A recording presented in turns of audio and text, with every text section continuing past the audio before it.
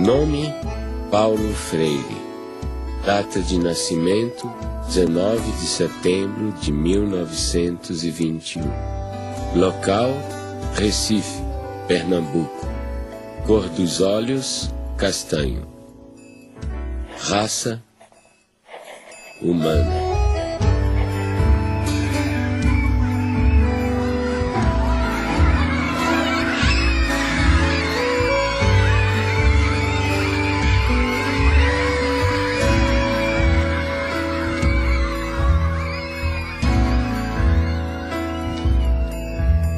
Meu primeiro mundo foi o quintal de casa, com suas mangueiras, cajueiros de fronde, quase ajoelhando-se no chão sombreado. Ali engatinhei, balbuciei, me pus de pé, andei, falei. Eu fazedor de coisas, eu pensante, eu falante. Durante muito tempo, muita gente me pensou em mim ou falou em mim como se eu fosse um especialista em métodos e técnicas de alfabetização de adultos. Não é que eu ache que ser um especialista em alfabetização de adultos é uma coisa inferior. De jeito nenhum, eu acho uma coisa de uma importância enorme. Mas só que a minha preocupação desde o começo era um pouco mais gulosa do que essa. Quer dizer, o que eu buscava já naquela época, nos anos 50, era uma crítica à educação brasileira. Em Angicos, uma pequena cidade no sertão do Rio Grande do Norte, à beira da antiga estrada de ferro, começaram uma revolução. Sua primeira fase durou apenas 40 horas.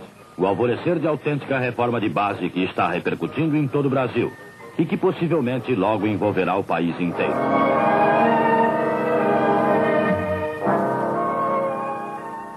Eu tinha 6 anos de idade e tenho várias lembranças de lá, do Círculo da Cultura.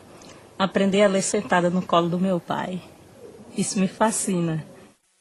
Recordar o passado? Viver 2 vezes. Eu sempre soube viver 2 vezes. Ai, é sofrer. Não, é Eu creio que é melhor viver 2 vezes. Olha, pela maioria, eu sempre soube que era viver. Recordar o passado é viver. Recife. Ninguém mais pode ficar indiferente ao problema do analfabetismo em nosso país. As soluções aí estão. Não se pode recusar 40 horas a um homem que tem sede de saber, ou fome da cabeça, como dizem em Angicos, que precisa estudar, que tem esse direito até agora negado à maioria. Se lembra quando nós chegamos à cidade, a esta cidade aqui, para fazer aquele levantamento? A Neida era muito pequenininha, tinha 6 anos, nem se lembra ainda, né? Mas eu me lembro alguma coisa. Eu lembro, porque passou um jipe com alto-falante anunciando que ia chegar a essa escola e as pessoas não acreditavam muito. Eu vi minha mãe dizendo assim com meu pai que queria estudar. Ele disse, isso não chega pra gente não. Cabia a nós fazer um plano de alfabetização e educação de adultos visando 100 mil matrículas, uma maneira de mudar a situação. Nós fomos recrutados, participamos de um treinamento e a primeira providência nossa foi nós nos deslocamos para Angicos para fazermos o levantamento do universo vocabular. Então íamos de casa em casa e ao final selecionaram, ele selecionou em Recife as palavras geradoras. No conjunto delas estava contido justamente todos os fonemas da língua portuguesa. Começando do mais simples, por exemplo, em Angicos a primeira palavra geradora foi belota. Então você sabe, belota são 3 sílabas fáceis, mais fáceis, não é? E muito usadas. Então, a partir das palavras, quando nós vencemos todas as sílabas, aí começamos a formar as frases. Olha, a velocidade com que isso ocorre, na primeira aula de alfabetização, quando se vai escrever num caderno, a folha do caderno é insuficiente para escrever 3 sílabas. E o lápis fura a folha do caderno. Naquele momento em que eu comecei a aprender, com a classe trabalhadora, o que significava ser uma consciência dependente, uma consciência política dependente. Um ciclo da cultura é o nome que nós demos, Paulo Freire deu, para substituir a classe de alfabetização. Porque na classe de alfabetização permanece aquele sentimento de A sobre B, ou seja, de um professor que dita, um professor que diz, que transmite uma educação bancária, entende? E alguém que recebe. Quando nós chegamos em casa às 10, 8 horas da noite, 7 horas da noite, os meninos estão endiabrados porque não comeram bem, estão sujos, não tem água para tomar banho. Os meninos estão com fome, chateados, cansados, aborrecidos e impertinentes, e nós não podemos deixar de dormir, porque no dia seguinte, às 4 horas da manhã, a fábrica apita para acordar o bairro inteiro. E aí dizia ele: agora, como é que o senhor vai querer que, com uma situação como essa, a gente tenha o diálogo que o senhor quer?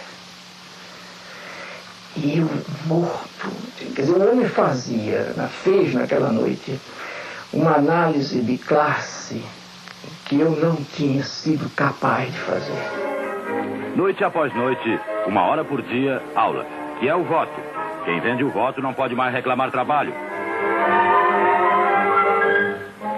Quem vende o voto é a massa. Povo vota com consciência. A política, né, na época, havia muita pressão, né, os movimentos sociais, e nós estávamos em pleno trabalho de alfabetização em 64, quando houve o golpe. E quem estivesse naquela escola estudando, quando viesse, aí pegava aquele povo todinho e levava, prendia. Sim, aí todo mundo ficou com medo, né? Eu sei que papai chegou em casa e disse: olha, minha filha, mamãe, você ajuda que foi de papel, ajunte papel, lápis, livro, e faça um foguinho, bota em cima e toca o foguinho tudinho. Desse mesmo jeito eu fiz.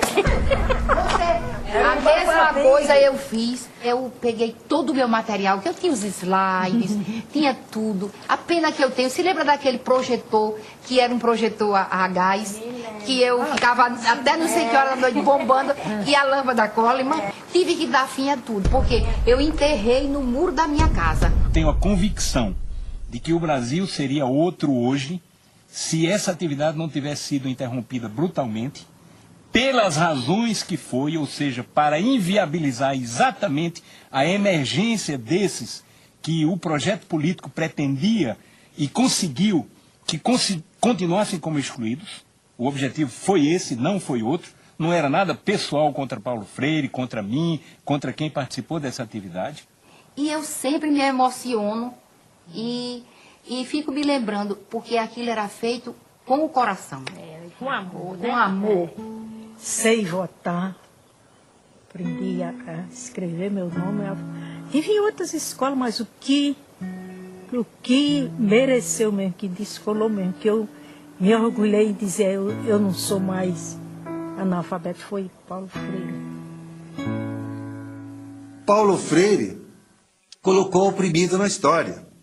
Ele deu visibilidade a alguma coisa que estava lá historicamente sendo invisibilizada pela cultura dominante. Então, pondo no palco da história o oprimido, ele estava fazendo um ato revolucionário. A concepção antropológica de Paulo Freire é muito simples. Primeiro, você é um ser curioso. Então, a curiosidade é uma categoria fundamental, principal. Segundo, você é um ser inacabado, incompleto, inconcluso. Portanto, você precisa do outro. Né? E terceiro, né, se você nasceu como um ser de ligação, conectivo com o mundo, e você comparte com o outro, né, compartilha com o outro o mundo, né, esse mundo está em transformação. Portanto, a antropologia de Paulo Freire está baseada na ideia de que o ser humano está em constante evolução e constante transformação. Primeiro, se nós somos um ser curioso, a primeira coisa que vamos fazer é ler o mundo. Então, a leitura do mundo é um princípio fundamental da teoria do conhecimento de Paulo Freire. A segunda é a tematização. Pegar aquelas palavras geradoras, aqueles princípios geradores, aquilo que o povo conhece, no caso do método de alfabetização, né? Aquilo que o alfabetizando conhece, e descobrir o que significa. E a terceira é a problematização. Você vê, a problematização é o momento culminante do método freiriano. Então, por isso que Paulo dizia, não quero saber de ser conhecido apenas como alguém que inventou o método. Porque, exatamente, o seu método está ligado à sua teoria de conhecimento e à sua antropologia.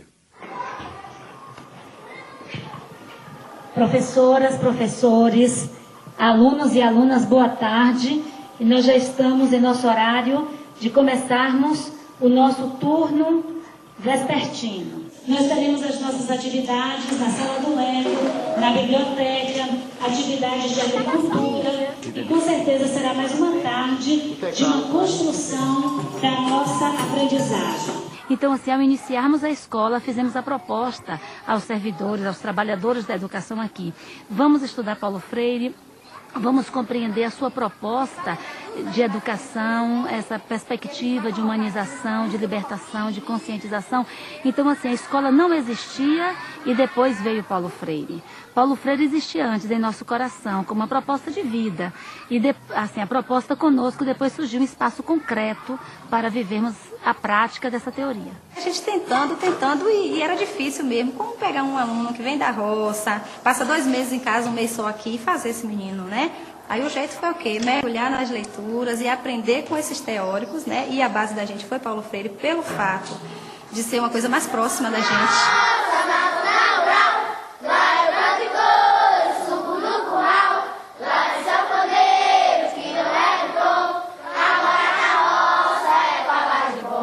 As crianças que nos chegam muito diferentes das crianças que são urbanas.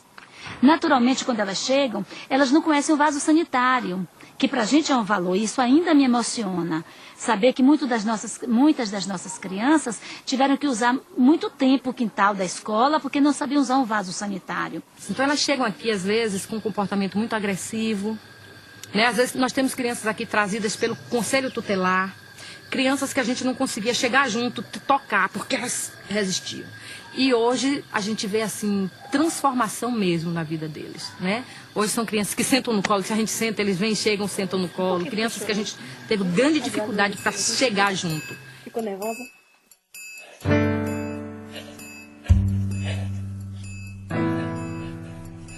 Para mim, o exílio foi profundamente pedagógico. Quando exilado, tomei distância do Brasil, comecei a compreendê-lo melhor. O exílio, rapaz, o exílio me deu muito. Só que o preço do dado é equiparado, tá fazendo? A quantidade que tu ganha é a quantidade que tu tem que pagar. O preço é alto, o preço é e foi alto. Olha, eu só não te diria que eu me sentia destroçado, porque afinal de contas é muito difícil que eu me destroce, entende? Mas eu sofri profundamente. Então havia dimensões da nossa cultura que me fustigavam, como por exemplo o gosto da comida. Nós, claro, tínhamos muita saudade do clima, da gente, da língua, né? Mas a estrutura familiar na questão da comida, por exemplo, do universo, né? Da cultura, nós tínhamos tudo. Todo dia minha mãe arrumou feijão não sei aonde, e galinha de cabidela que ela ia, achava no mercado Las Vegas, trazia e fazia a jeva da galinha. Era uma comida que se você entrasse... Era uma casa pernambucana, era uma casa brasileira. E não há como sacrificar a sua identidade cultural. Eu nunca me senti melhor do que ninguém porque sou brasileiro, mas nunca me senti pior do que ninguém porque sou brasileiro.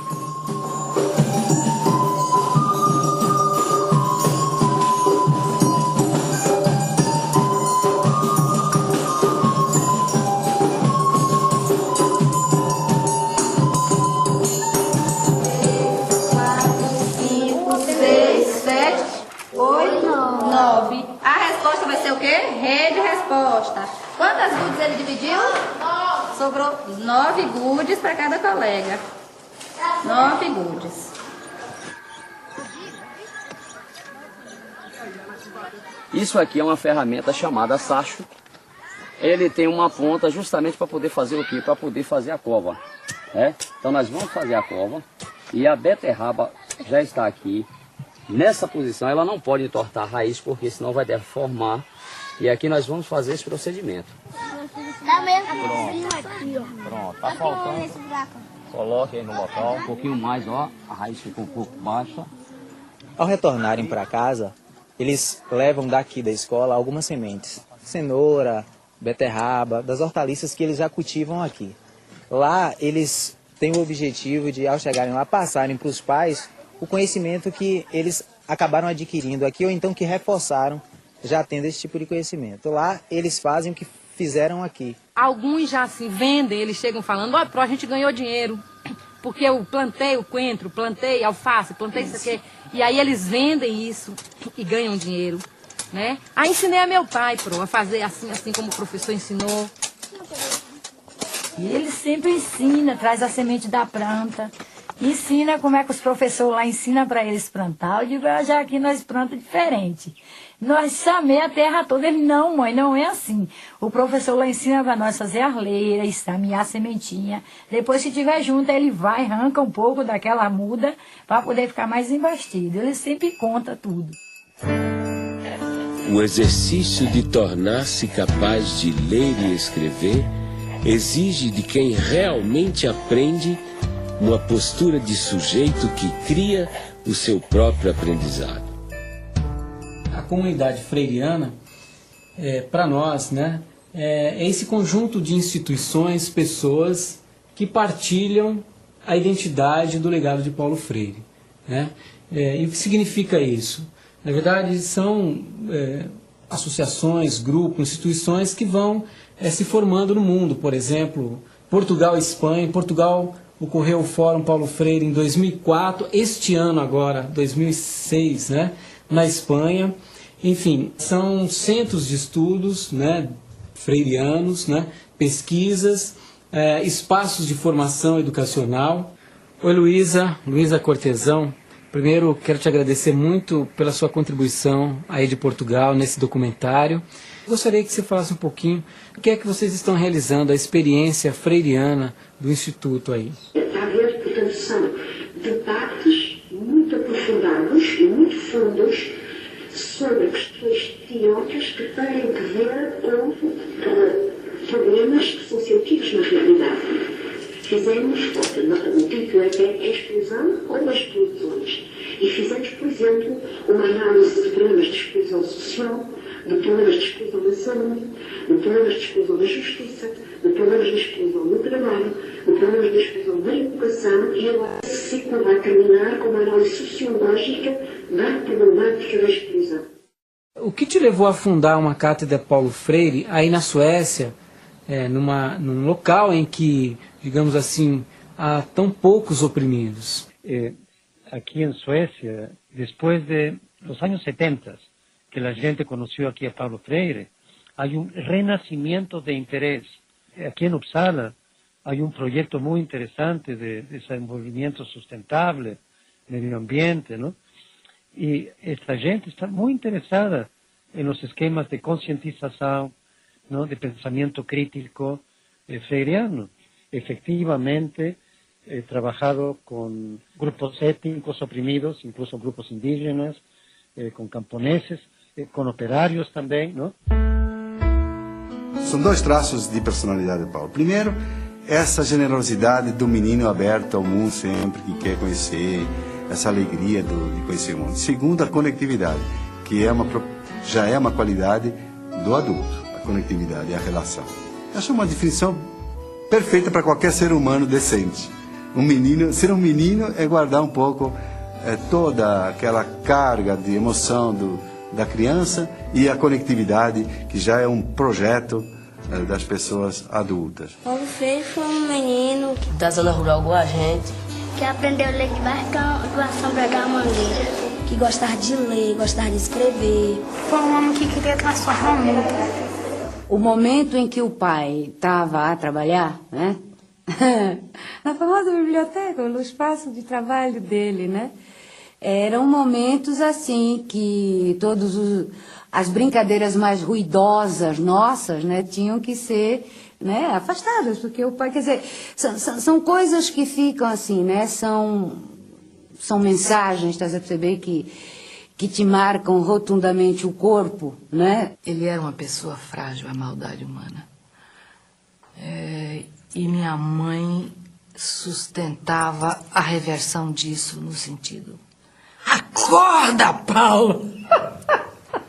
O que você está pensando da vida, Paulo? Que é isso? O mundo é isso mesmo, Paulo? O paizinho nunca foi assim um pai no sentido de um pai físico muito constante. Não foi, isso não tem problema nenhum, digo isso mesmo, porque assim eu o percebia. Mas, no entanto, estás a ver, quando o desgraçado estava presente, mas ele estava presente com interesa, que, putz, imagina, era amplamente suficiente. Um homem extremamente humano, né? Extremamente bondoso, mas que também sabia ser muito duro quando era necessário com as pessoas, né? Quer dizer, ele tem uma frase dele que diz assim: se alguém quiser me insultar, que me chame de santinho. No campo pedagógico é muito mais atual Paulo Freire, porque a Unesco, por exemplo, colocou os 4 pilares da educação do futuro, não é? Aprender a conviver, aprender a fazer e aprender a ser. São esses 4 pilares. Isso está dentro da teoria do Paulo Freire. Só que Paulo Freire acrescentaria um 5º: aprender por quê, contra quem, a favor de quem. Ele politizaria muito mais esses 4 princípios, 4 pilares da educação do futuro, evidentemente. Ele sempre coloca a questão do porquê. Vocês sabem o seguinte, que o computador ele é feito de partes. Nosso trabalho aqui parte da realidade desses educandos que vêm da zona rural, né? A gente procura estar trabalhando com tudo que é próprio do cotidiano deles, mas a gente não permanece, né, nessa realidade. A gente começa a trabalhar justamente inserindo a internet, a informática, né, nessa vivência dele aqui, para que ele transforme essa vida. E abrindo possibilidades novas para eles, né? São 600 crianças divididas em 3 grupos. 3 grupos de 200. Enquanto nós temos conosco 200 crianças imersas numa educação formal, nós temos 400 crianças em suas casas, sendo visitadas pela equipe itinerante. Então, lá na roça, a equipe itinerante corrige atividades, dá orientações, trabalha com a questão da agricultura, que já é trabalhada aqui, mas fortalecida em casa, porque as crianças ensinam também aos seus familiares, e a equipe itinerante faz uma avaliação desse trabalho, assim, que a escola orienta para o aluno executar em sua casa. 2 mais 5. 7. 4 mais 1. 5. Então a senhora tem que dedicar, assim, dar um tempo para ela, para que ela possa estudar. Que a gente sabe que ela ajuda a senhora na lavoura, sim, mas ela tem que ter, assim, um tempo disponível todo dia para fazer a atividade dela. Tem pais que dizem assim, que 2 meses em casa, eles ainda dizem assim: professora, não deu tempo para os filhos fazer atividades. Porque às vezes eles tiram os filhos das atividades que levam para casa para pôr na mão de obra, porque tem que ajudar.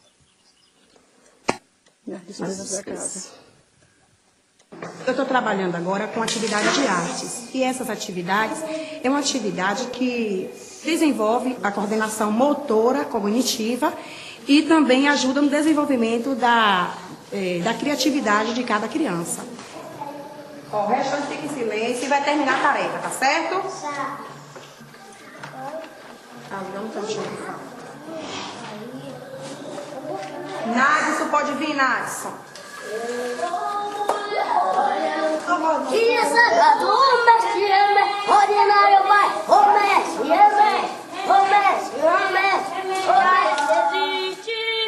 E tomar o banho bem o quê? Passar o sabonete no corpo, atrás.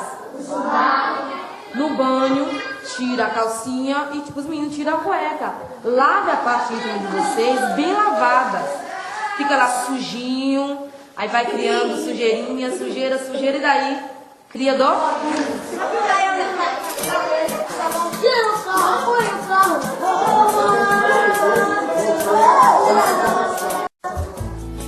Foi aprendendo que percebemos ser possível ensinar. O que nós vamos fazer hoje é uma coisa que alguns alunos nossos já têm experiência da disciplina Política e Problemática da Assistência, que a gente vai promover um círculo de cultura. Tá? Nesse círculo de cultura nós vamos tratar hoje da doença infantil como uma patologia social e uma patologia orgânica. Tá? Vocês receberam um texto, esse texto vocês já leram. A gente trabalha com uma pedagogia problematizadora, trazendo os casos, que a gente chama de casos da saúde, né? Transformando esses casos em situações existenciais. Né? Então começa já a interface com o método, a pedagogia freiriana. E aí a gente chega para ela e diz, o que está acontecendo? Uma pergunta assim geral. E aí ela desaba. Ela tinha passado a noite na rua, porque ela tinha sido agredida em casa, e ela não tinha como voltar para casa, passou a noite na rua. E aquela criança, na realidade, aquele sintoma que ela estava apresentando, que era uma dificuldade, né, respiratória, e que se de repente o profissional não tem um olhar atento, ele vai funcionar a veia, fazer a medicação, e ela vai voltar para casa ou para a rua, que no caso era. Então essa doença, às vezes, quando chega, né, a gente tem que olhar muito mais do que aquela dificuldade da respiração, né? A gente tem esse convívio, esse contato maior, a gente tem uma maior autonomia, né, frente aos pacientes, então a gente pode ter essa troca mesmo. E lá a gente vê os casos de reciprocidade de mão dupla e a de uma via só. Quando você chega a um paciente e talvez nem dá um bom dia, já chega fazendo os procedimentos que tem que se fazer, é uma outra forma de reciprocidade, entendeu? E quando você chega falando, bom dia, como você tá, tudo bem? E aí, acho que você perde um minuto a mais, e às vezes nem é perda, é ganho, porque você vai ter o melhor atendimento mesmo para esse paciente. Ensinar não é transferir conhecimento, mas criar as possibilidades para a sua produção ou a sua construção. Quem ensina, aprende ao ensinar, e quem aprende, ensina ao aprender.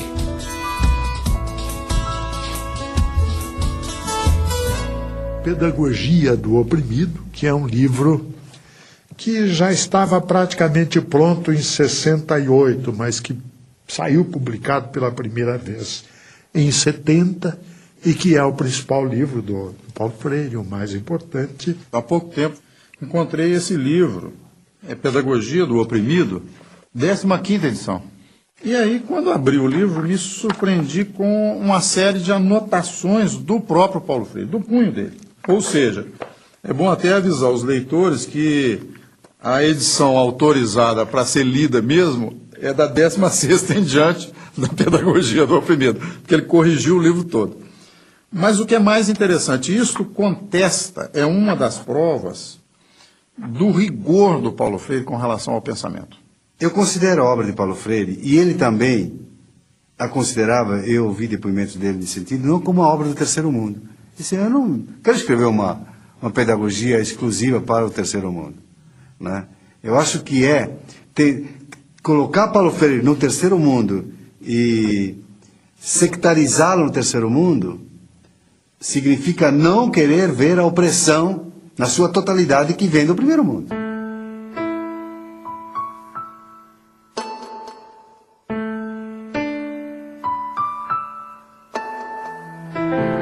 Ela foi a primeira leitora da Pedagogia do Oprimido, né?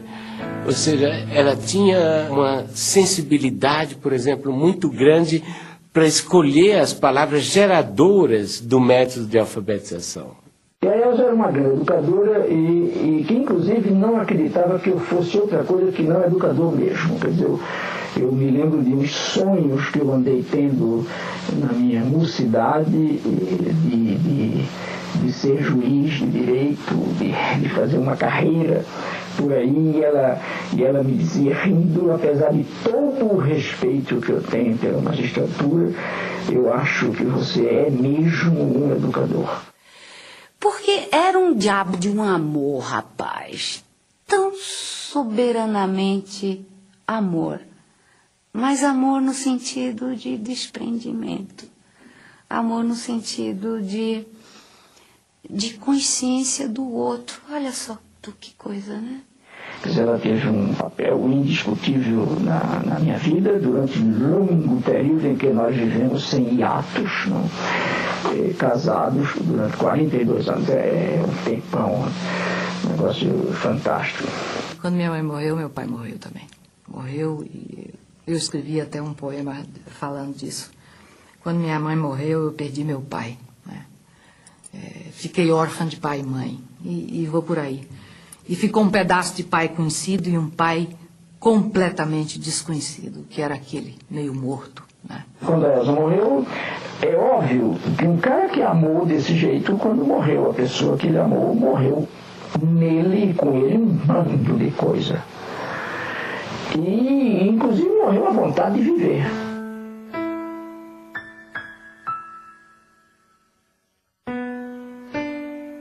Eu encontrei um Paulo maduro, um homem seguro, um homem cortês, extremamente amoroso, criativo e que se oferecia a mim na plenitude das suas qualidades. Nós temos que educar para sermos seres mais. E o ser mais em Paulo é isso, é ser mais humanos, ter mais qualidade enquanto gente.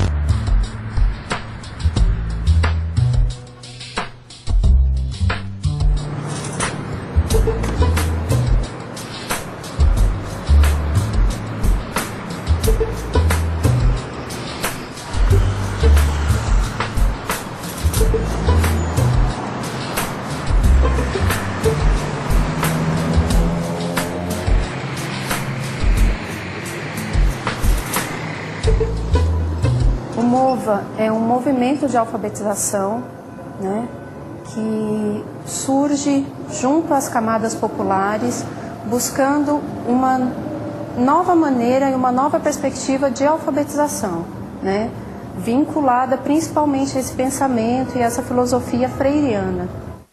Logo que o Partido dos Trabalhadores ganhou a eleição em São Paulo, e através da prefeita Luísa Erundina, e antes mesmo dela convidá-lo para secretário, eu e o Paulo começamos a conversar sobre o desafio que estava colocado de criar um grande movimento de alfabetização de jovens e adultos na cidade de São Paulo. E logo a primeira ideia fundante era justamente essa ideia de que teria que ser um movimento. Aí por isso se chamou MOVA. Eu acho que uma das tarefas da educadora progressista hoje, com relação aos movimentos populares, é exatamente aprendendo com eles, com os movimentos populares, ensinar também. Quer dizer, não há por que temer, que tem o dever e a tarefa e o direito de ensinar também aos movimentos. De jeito nenhum eu jamais me entregaria aos movimentos como eterno discípulo deles. Mas de jeito nenhum, porque é mentira e é falso. Também não sou o eterno professor dos movimentos, mas eu sou o educador. É uma maneira diferente de aprender, entendeu? É uma maneira que eu não aprendi assim na escola, entendeu? Eu fiz até a 8ª série e muita coisa daqui não foi ensinado na escola. Aqui dentro do estado de São Paulo, trabalhando com esse público de catadores de materiais recicláveis e através da alfabetização, da leitura, da escrita, da matemática, das ciências, está ajudando as pessoas a se envolver um pouco mais nesse contexto e entender um pouco mais esse trabalho que elas fazem. E está instrumentalizando principalmente para que eles possam ser aceitos e inseridos dentro da sociedade que a gente vive. Eu não sabia como lidar com o preconceito das pessoas, entendeu? E aqui nas aulas eu estou aprendendo como lidar com isso, entendeu? O pessoal fala, nossa, mas você cata lixo? Não, eu não cato lixo, eu reciclo, entendeu? Lixo é o que você faz em sua casa.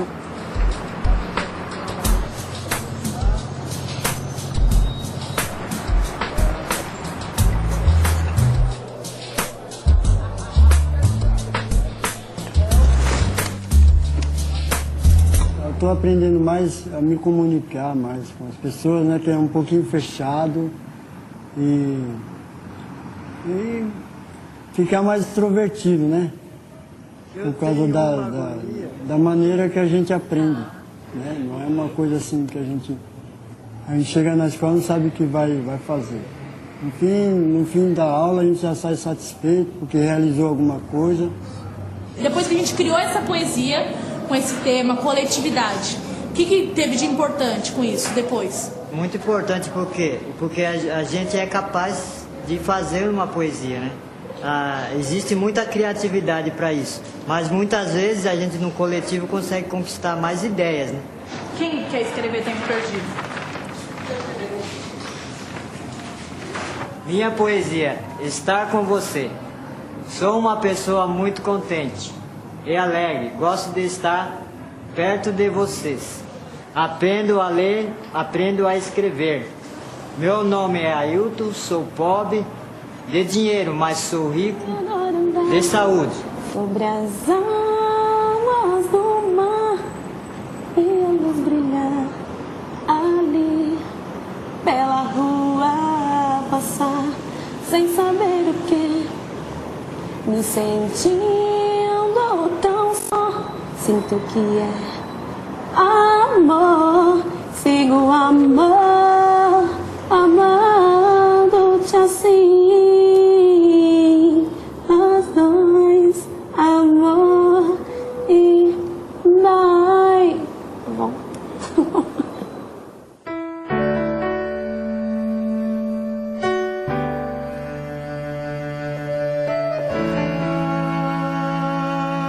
Eu acho que a gestão Paulo Freire à frente da secretaria marcou, né, para sempre a possibilidade, né, do desenvolvimento de uma educação pública, popular e democrática. Eu acho que houve uma preocupação, né, muito profunda com valorizar, né, a figura dos educadores e das educadoras da rede municipal.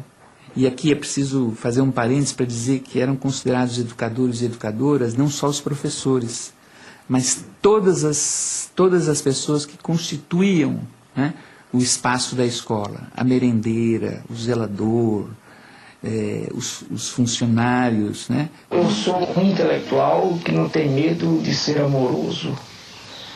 Eu amo as gentes e amo o mundo.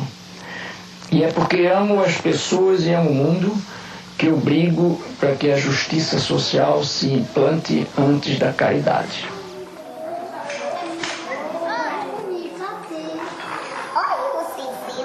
Ninguém começa lendo a palavra, porque antes da palavra, o que a gente tem para ler, à disposição da gente, é o mundo.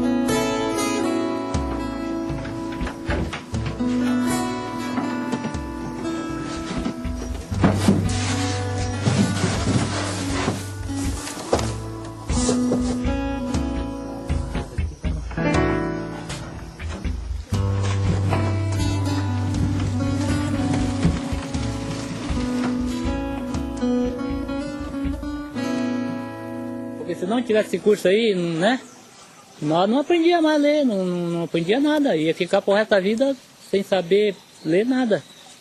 Porque a pessoa que não sabe ler, praticamente ele é cego, né?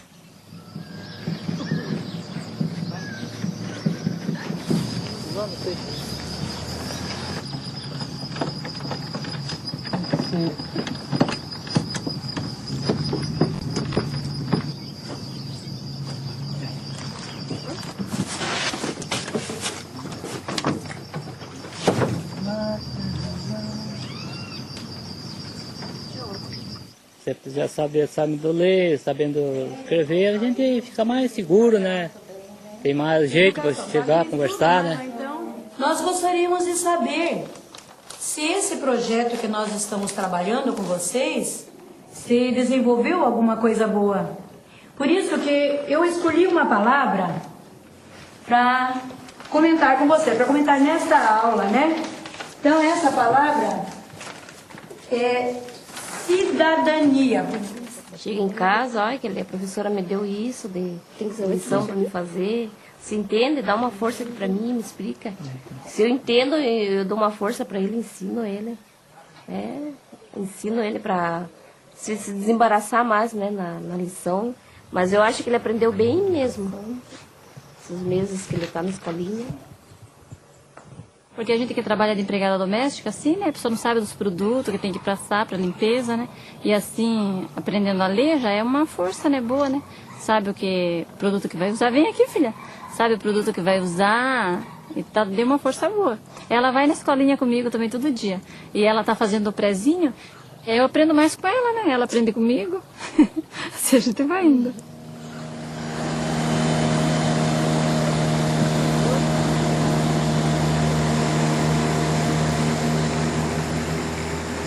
Quando eu comecei a dar aula para eles, eu pensei que eu não fosse conseguir, né? Eu pensei que eu não fosse conseguir devido à dificuldade deles, porque eles chegaram para mim cruz, né? Não sabiam nada. Aí eu comecei, passou umas 2 ou 3, acho que não chegou um mês de aula, chegou uma das alunas e falou: Miriam, eu consegui ir na Previdência Social, sozinha. Eu fiquei até emocionada, né? Quando eu vi assim, né, o Ministério, né? Aí, olhei assim, aprendi a ler. Para mim era uma emoção. Porque na época a gente era jovem, num dia não tinha oportunidade para estudar, né? A gente só trabalhava. Então,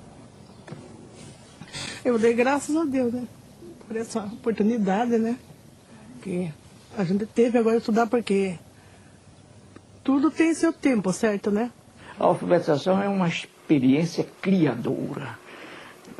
E significa que o alfabetizando tem que criar, tem que montar, para usar uma expressão mais técnica, o seu sistema de sinais gráficos. Quer dizer, ele tem que ser, no fundo, o arquiteto desta produção ou desta criação, obviamente ajudado, ou ele ou ela, ajudado pelo educador ou pelo educador. Para mim, deu muito serventia, né? Porque eu tinha problema de falta de letra. Para me escrever, eu comia muitas R, eu trocava assim, sabe? Agora não. Já estou bem melhor, graças a Deus. Quando eu vou fazer no banco, pagar dinheiro, qualquer coisa que eu vou fazer no banco assim, eu já não vou com aquele medo que eu tinha, sabe? Então eu já vou ciente do que eu estou fazendo, né? Nosso Vale do Ribeira aqui, o Iguape, o que você fala não é necessário para nós aqui, dessas coisas ou de mais alguma coisa que você não falar? Em primeiro lugar, estudo, né? E segundo, para mim, é emprego. E vindo a indústria, fábricas, Saúde essas também. coisas, aí gera emprego, né?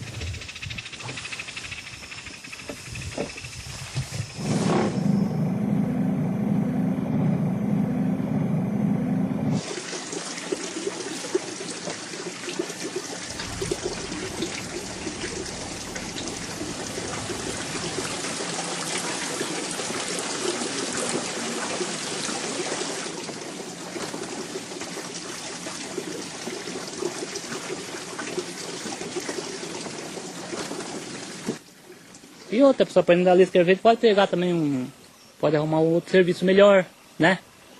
Tem tudo isso, então eu estou estudando e graças a Deus estou aprendendo. Vamos ver se chegou lá, né?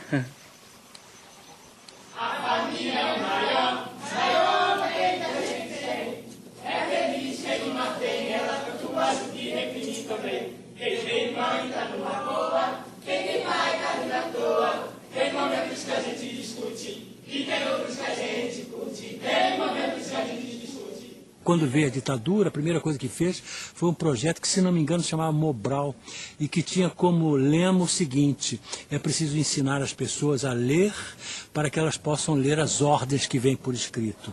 Que era exatamente o contrário do processo dialogal do Paulo Freire, que tem tudo a ver com o teatro do oprimido e com Sócrates, que também usava esse processo do diálogo para que se chegasse a uma descoberta. Agora, para que você atinja o conhecimento, não basta ter a informação. É necessário juntar a informação que você recebe com aquelas que você já tinha e daí poder concluir com uma decisão ética, com uma ação ética, não é? São esses os momentos do conhecimento real. E o ensinar, se a gente não recebe daquele a quem ensina nada, nós vamos estar pondo na cabeça dele algumas informações que podem ser verdadeiras, mas que não vão servir para nada, e na nossa cabeça nós vamos apenas estar despejando alguma coisa que temos sem nada receber em troca.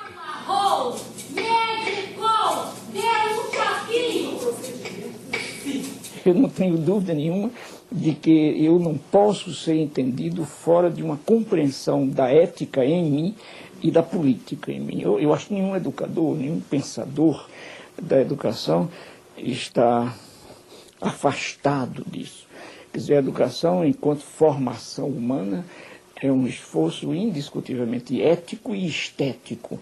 Quer dizer, não há como separar também a decência da boniteza. Entende?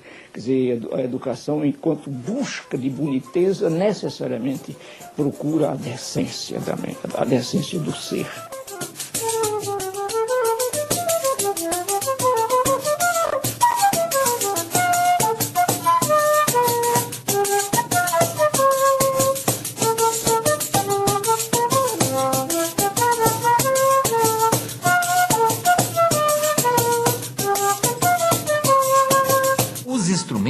Eles são um meio de transporte para a música que está dentro de cada um de nós, né? E a gente tem que desenvolver, é importantíssimo que o aluno primeiro, ele desenvolva essa noção dos sons mais agudos, dos sons mais graves, da percepção dos sons, antes de entender a música no papel.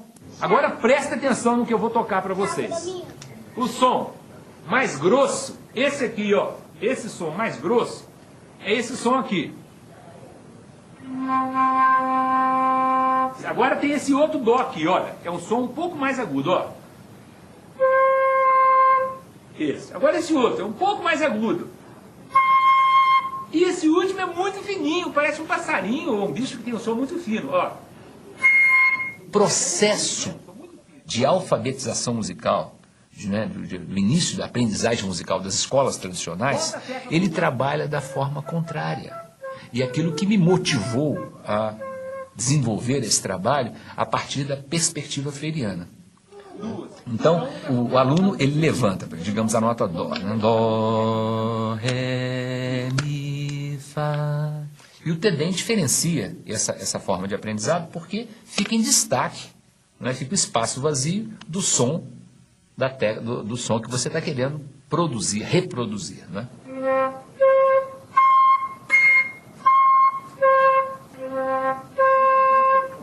Qual foi? Isso, muito bem, os dois acertaram. A ecopedagogia é um capítulo da pedagogia do oprimido. Por quê? Se a gente considera a Terra como um ser vivo e em evolução, hoje essa Terra é um grande oprimido. Nós vivemos de forma insustentável.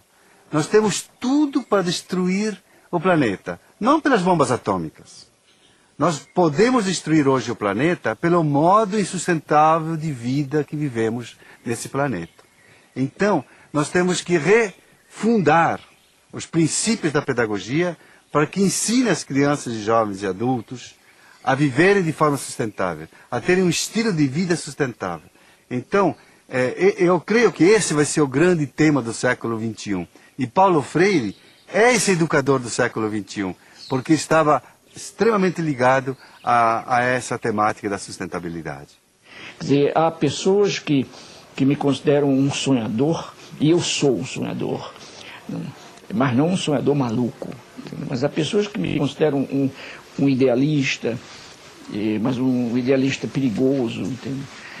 E para mim não. Para mim a esperança